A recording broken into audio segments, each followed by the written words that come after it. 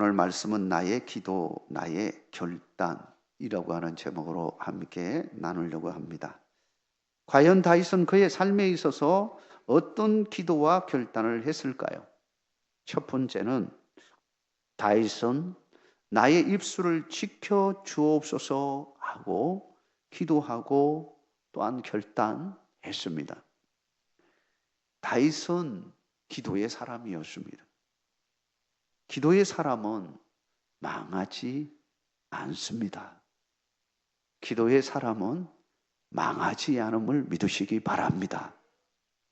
다윗은 그의 굴곡의 삶 속에서도 넘어지지 않고 꿋꿋이 견디면서 이겨낼 수 있었던 그 비결이 뭐냐? 바로 기도가 있었습니다. 기도가 있었어요. 기도하는 사람은 환경에 구애받지 않고 오히려 그 환경을 뛰어넘어서 놀라우신 하나님의 은혜를 누리는 축복을 누리게 되어지는 것입니다.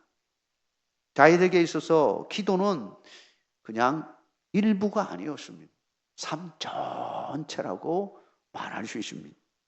기도를 통해서 하나님과 영적으로 교통하고 하나님의 은혜와 축복을 누렸습니다. 무엇보다 다윗은 많은 우여곡절 속에서 험난한 삶을 살았지만 그 위기의 순간마다 생명을 부지하고 살아남을 수 있었던 것도 그가 순간순간 하나님 앞에 기도의 줄을 놓지 않았기 때문이었습니다.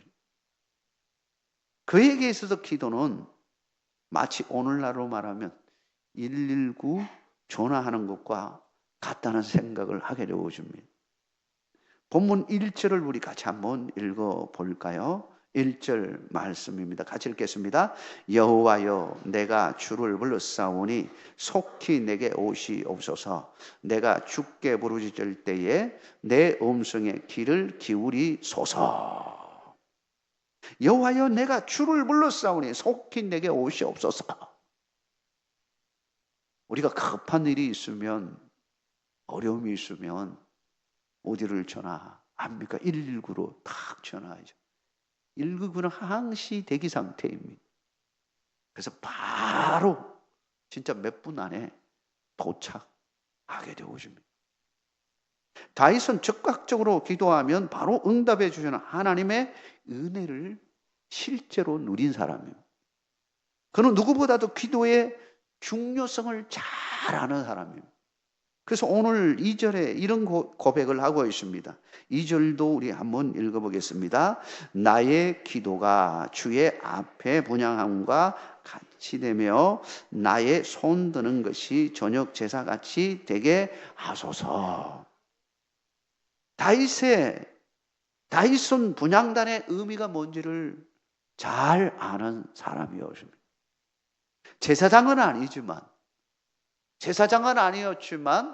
그러나 제사라고 하는 것이 너무너무 귀하다는 걸 알고 있었고 누구보다도 그 구조를 잘 아는 사람, 실제로 성전을 디자인하는 데 있어서 가장 중요한 역할을 한 사람이 다윗이었습니다. 다윗은 여기서 무엇이라고 고백하고 있습니까? 제사장들이 매일 하는 일 가운데 가장 중요한 것을 들었습니다. 그게 뭐냐면 분향단을 하나님 앞에 올려드리는 것, 이걸 강조하고 있습니다. 나의 기도가 주의 앞에 분향함과 같이 되며 나의 기도가, 그의 기도가 하나님 앞에 올려드리는 성전의 분향드리는 이 향이 올라가는 것으로 비유하고 있습니다. 다윗은 매일 하나님께 기도드리는 것이 얼마나 중요한지를 잘 알고 있었습니다. 기도가 쉬면 안 된다는 것을 알고 있었습니다. 기도를 쉬는 순간 어떤 일이 벌어지는 줄도 그는 알았습니다. 우리도 마찬가지입니다. 기도를 쉬면 안 돼요.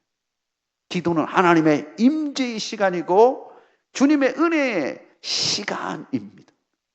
우리는 이 땅에서 하루도 하나님이 주시는 은혜로 살지 않으면 안 되는 연약한 존재입니다. 하나님의 절대적인 도우심이 있어야 되는데 기도의 삶을 통하여 우리는 하나님으로부터 오는 힘을 누리게 되어지는 겁니다.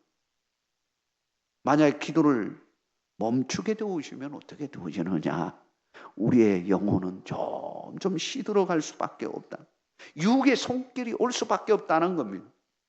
무엇보다도 우리가 기도하지 않고 성령 충만하지 못하게 되어지면 내 입술이 어떻게 되는지 그는 잘 알고 있었습니다. 다윗이 이렇게 고백합니다. 3절 우리 같이 읽겠습니다. 여호와여 내 입에 파수꾼을 세우시고 내 입술에 문을 지키소서. 성령 충만하지 못하고 기도가 멈추는 순간 하나님이 주시는 은혜 아래에서 살지 못할 때 먼저 우리의 입술에서 무엇이 튀어나오느냐 하면 불평이 튀어나오는 것. 여러분 많은 경험을 했을 겁니다. 성령 충만하지 못하고 하나님의 은혜로 충만되어지지 못하는 순간에 뭐가 오느냐? 우리의 입술부터 이상하게 자꾸 투덜투덜 불평이 나오기 시작합니다. 전형적인 모습이 누구였습니까? 바로 출애굽한 이스라엘 백성들. 이스라엘 백성들 나올 때는 얼마나 신났습니까? 여러분 한번 생각해 보십시오. 그동안 오랫동안 한 420년 이상 그 민족이 히브리인들이 거기에 얽매여서 살다가 이제 드디어 해방의 기쁨을 누리게 되었습니다. 야, 거기서 나오는데 얼마나 신나는지 기쁨이 충만해서 나오게 되었습니다. 나오는 것까지는 좋았습니다. 그리고 그 앞에 정말 홍해 바다가 딱 있을 때 이게 우리 다 죽었다 생각한 거죠. 그때 하나님께서 길을 탁 여시고 그들 구원의 역사를 이루시는 하나님의 은혜를 누렸습니다. 근데 그 사막길을 이제 점점 시간이 지나면서 갑자기 이제 우리가 여기까지 나왔는데 먹을 것 떨어지고 물도 없고 그러자 불평하기 시작한 겁니다. 하나님의 기적의 역사는 잊어버리고 기적의 역사는 그 놀라운 기적의 역사를 이루셨던 하나님의 역사 그건 잊어버리고 당장 먹을 거 없다고 투덜투덜 불평하기 시작한 겁니다. 우리가 금년 이제 매출을 앞두고 마지막으로 불평이 아니라 감사의 삶으로 나가는 여러분 되시길 주의 이름으로 축원합니다. 두 번째로 다윗은 나의 마음을 지켜 주옵소서 하고 하나님 앞에 기도합니다. 다윗은 우리 인간의 마음이 얼마나 중요한지 누구보다도 잘 아는 사람입니다. 우리의 마음, 지정이, 이 지정의를 가지고 있는 내 마음, 이게 얼마나 중요한지를 다윗은 잘 아는 사람이었어요. 그는 체험적으로 알고 있는 건데 지적으로 뿐만 아니라 체험적으로 아는 사람이에요. 그러니까 젊었을 때에 다윗은 음악 치료사가 되어서 궁에 들어가게 되었습니다. 사울 왕이 마음의 병을 앓게 되었습니다. 시름시름 마음의 병을 앓으면서 그 마음의 병이 우울증 여러 가지로 그냥 자신의 육신에까지 영향을 미치는 그런 마음의 병을 앓게 됩니다. 이 급기야는 이 악한 영이 그를 막 붙들고 그냥 휘어잡고 막 난리가 났습니다. 마음에 병이 들면요, 약해지면 악한 것들이 가까이 하지 않을 수 없는 거예요. 그러니까 신하들도 참 고민이 많죠. 왕이 저렇게 정신 바짝 차리고 해도 안 될 그런 상황인데 왔다 갔다 그냥 막 뒤집어지고 막 그런 되니까 너무 안타까워서 우리 음악 치료 한번 해봅시다. 음악을 한번 가지고 해봅시다. 해가지고 이제 궁으로 들어온 친구가 바로 소년 다윗이었어. 다윗이 얼마나 하프를 잘 타는지요. 그는 어릴 때부터 목동으로서 있을 때부터 그는 하프로 하나님을 찬양하고 시편을 보면 많은 시편들이 다윗의 시편이잖아요. 이게 그만큼 많이 노래했다는 거예요. 자작곡을 하고 이게 시편들이 다 그냥 시만 돼 있는 게 아니라 곡이 다 이렇게 붙어서 그것이 노래가 되어서 찬양하는 거거든요. 사울이 막 뒤집어지고 난리가 나니까 찬양을 그 앞에서 막 음악으로 연주를 하면 이 놀랍게도 사울이 잠잠해 주시고 그리고는 제정신으로 돌아오는 거예요. 이걸 보아왔던 다윗, 사람의 마음이라고 하는 게 이게 얼마나 중요한가. 이걸 잘 알게 된 거예요. 사실 다윗은 사울이 반면 교사가 되어서 이 마음을 잘 관리하는 게 너무나 중요하구나 하는 것을 그는 간접적으로 배운 겁니다. 마음을 잘 관리해야 되구나. 마음이 뭐냐? 하는 거예요. 잠언서 4장 20절, 23절 말씀에 보면 이렇게 말합니다. 인간의 마음을 잘 다스리지 못하면 그 삶은 불행할 수밖에 없다는 것을 보여주는데요. 이렇게 말합니다. 내 아들아, 내 말에 주의하며 내가 말하는 것에 네 귀를 기울이라. 그것을 네 눈에서 떠나게 하지 말며 네 마음속에 지키라. 그것은 얻는 자에게 생명이 되며 그의 온 육체의 건강이 됨이니라. 모든 지킬 만한 것 중에 더욱 네 마음을 지키라. 생명의 권한이 이에서 남이니라. 네 마음을 지키라. 생명의 권한이 이에서 마음에서 남이니라 말하고 있는. 마음이 중요합니다. 마음이 불편하면요 터져나오는 것이 뭘까요? 불평이죠. 불평이 입으로 튀어나오는. 그래서 거꾸로 불평이 되어진다 하면 내 마음의 상태가 지금 좋지 않은 거예요. 마음이 어둡고 힘들면 자꾸 밖으로 튀어나오는 것이 그렇게 되어지는 거죠. 마음을 잘 다스려야 되는 거예요. 다윗은 사실 사울보다 더 험난한 경험들을 많이 했습니다. 사울은 사실 그의 왕국을 다스릴 때 큰 문제들은 별로 오히려 없었습니다. 초기 왕으로서의 여러 가지 해야 할 일은 많이 있었지만 오히려 마음을 잘 못함으로 교만과 그리고 질투심 이런 것 때문에 오히려 자기 자신이 무너져 내리고 힘들어했지 외부적인 어려움은 다윗보다 사실은 덜 하다고 말할 수 있습니다. 근데 다윗은 어땠느냐? 외부적으로 너무 힘들었는 거예요. 그에게는 트라우마가 형성될 수밖에 없는 그런 여러 가지 상황들이 참 많았습니다. 사울의 사이가 돼가지고 정치계에 들어가자 존재하기 시작하잖아요. 사울 때문에 얼마나 힘들었는지 도망다니고 그런 상황 속에서 늘 죽음의 위기, 그 위기가 있었던 거예요. 사람이요 죽음의 위기가 있다는 게 이게 쉬운 일이 아닙니다. 김대중 대통령께서 늘 그 죽음의 위기가 있었잖아요. 도망다니기도 하고 까딱하면 그냥 바다에 완전히 죽을 위기에 처해 있었잖아요. 마지막으로 미국에서 전화 한 통화 때문에 수독됐지 안 그랬으면 수장이 되었을 것입니다.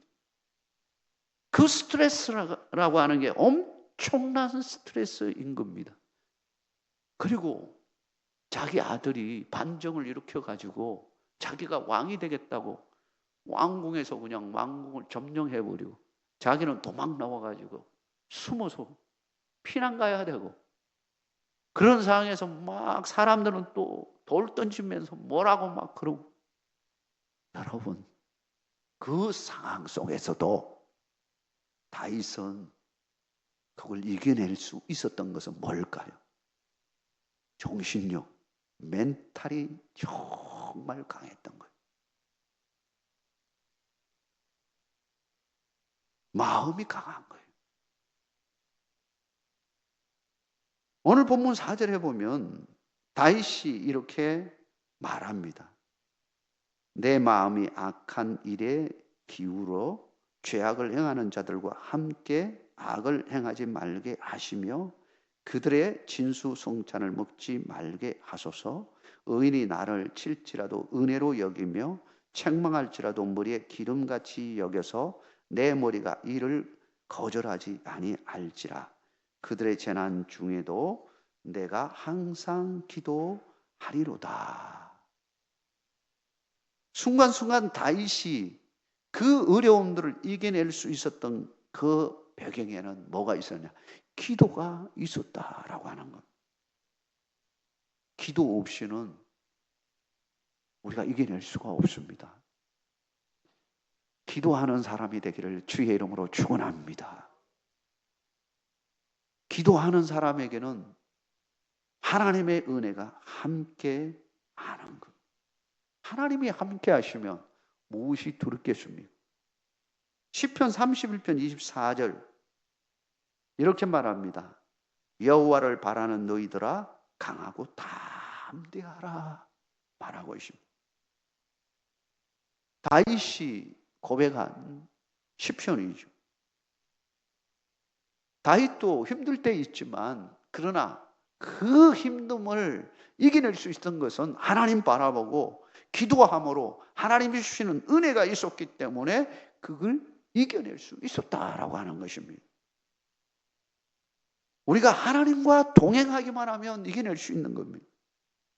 그래서 시편 31편 6절에도 이렇게 권면하고 있습니다. 너희는 강하고 담대하나 두려워하지 말라. 그들 앞에서 떨지 말라. 이는 네 하나님 여호와 그가 너와 함께 가시며 결코 너를 떠나지 아니하시며 버리지 아니하실 것임이라 하고.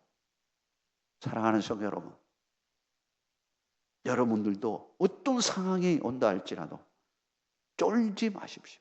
떨지 마십시오. 하나님이 나와 함께 하고 계신다. 나와 함께 하고 계신다. 이 믿음으로 끝까지 승리하는 여러분의 복된 삶이 되기를 주의 이름으로 축원합니다. 마지막으로 다윗은 나의 영혼을 지켜 주옵소서 하고 기도합니다.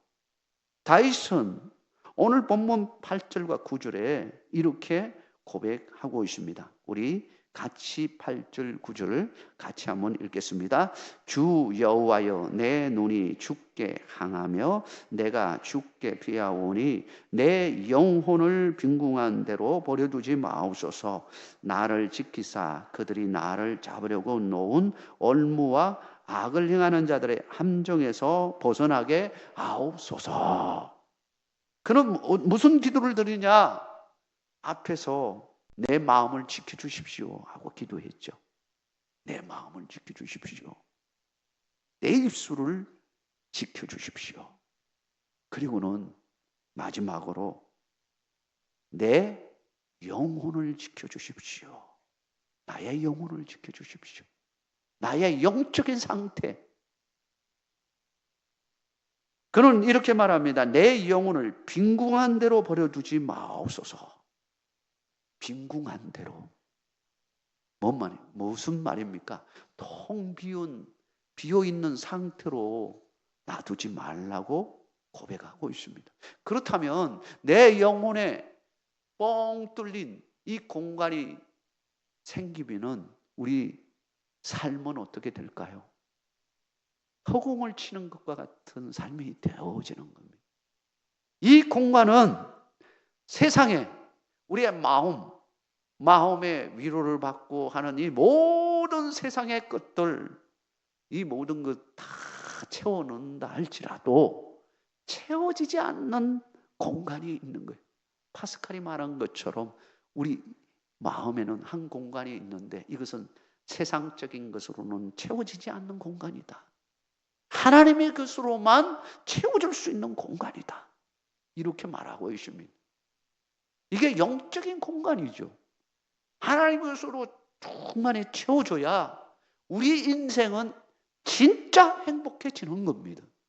여러분, 세상적으로 아무리 행복해봐도 그것은 잠시의 낙은 될지 모르지만 진짜 위로와 평안과 기쁨과 그리고 생명을 주는 것은 되지 못하는 겁니다.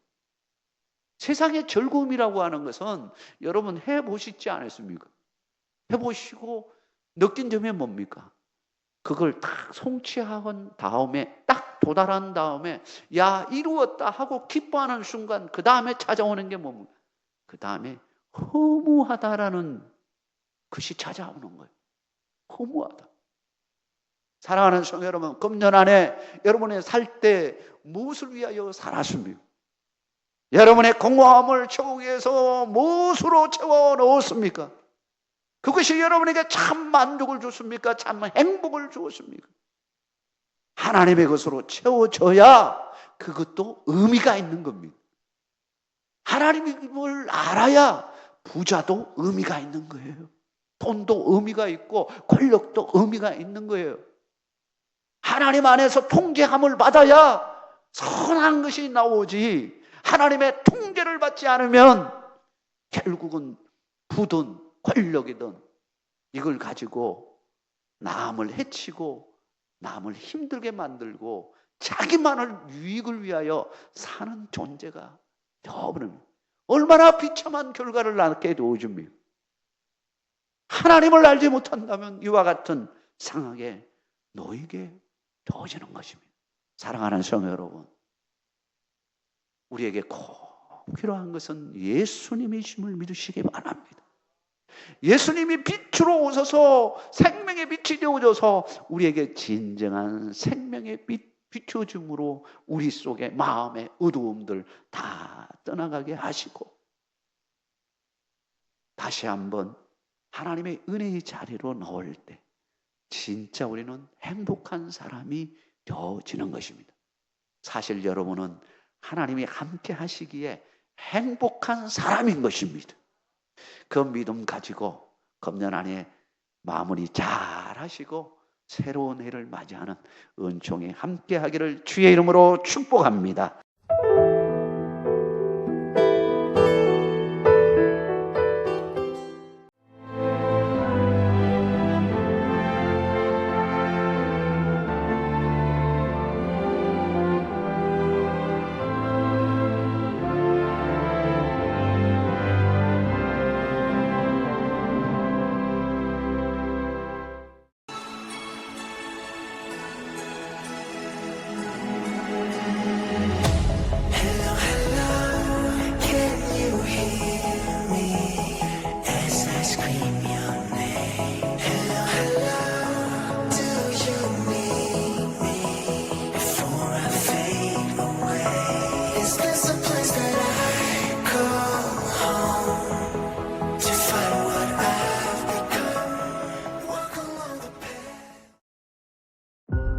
전라남도 산불의 원인이 뭔 줄 아시나요?